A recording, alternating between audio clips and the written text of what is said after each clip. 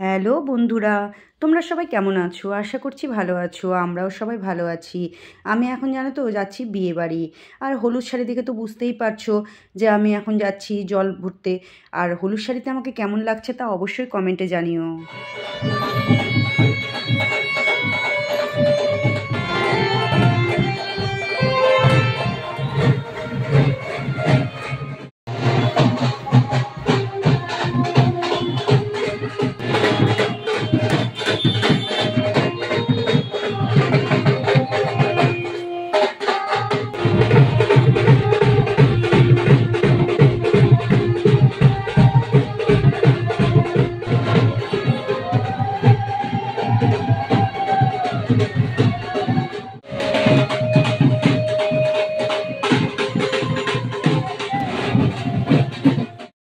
জল ভরতে এসে সব মন্দিরে মন্দিরে পুজো করা হচ্ছে। আর দেখো আমরা এখন একটি রাধাকৃষ্ণের মন্দিরে চলে এসেছি। এখানে জানো তো কীর্তন হয়, শুধু তা নয়, এখানে প্রতিদিন সন্ধেবেলায় গীতাপাঠও করা হয়। ভীষণই ভালো লাগছে জানো এই মন্দিরে এসে। পুজো করার পরে এই মন্দিরের সামনে দাঁড়িয়ে আমরা কিছু ছবি তুলে নিলাম।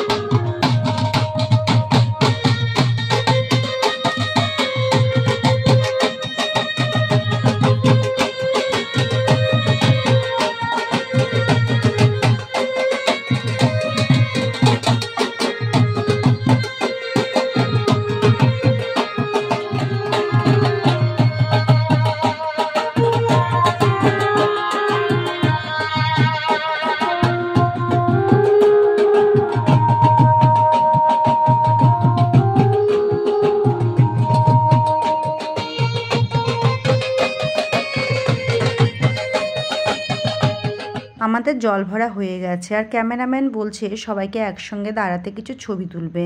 শুধু তাই নয়, বলছে সবাই লম্বা লাইন করে এক এক করে যেতে, তাহলে নাকি দেখতে ভালো লাগবে। আমরাও তাদের কথা মতো একে একে যেতে লাগলাম।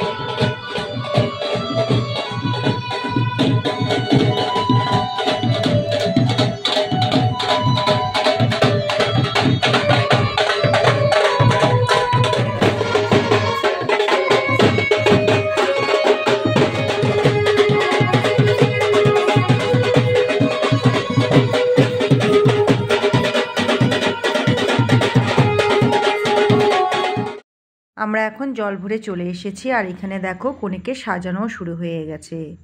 এরপর আমি বাড়িতে গিয়ে ফ্রেশ হয়ে আবার বিয়েবাড়িতে চলে এলাম। বিয়ের মণ্ডপটি ভীষণ সুন্দরভাবে সাজানো হয়েছে। আর জানো তো আমরা বিয়েবাড়িতে গিয়ে দেখি বরযাত্রীও চলে এসেছে।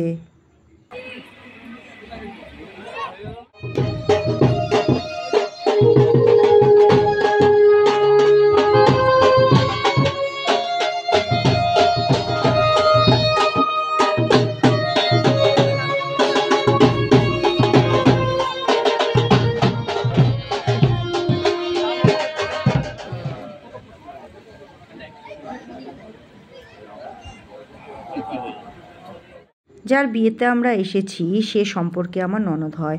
সেই ননদের সঙ্গে কিছু ছবি টবি তুলে নিলাম। এরপরে চলে এলাম আমরা খেতে। বিয়ের লগ্ন যেহেতু দেরিতে ছিল, তাই আমরা প্রথমে খাওয়া দাওয়া করে তারপরে বিয়ে দেখতে যাব।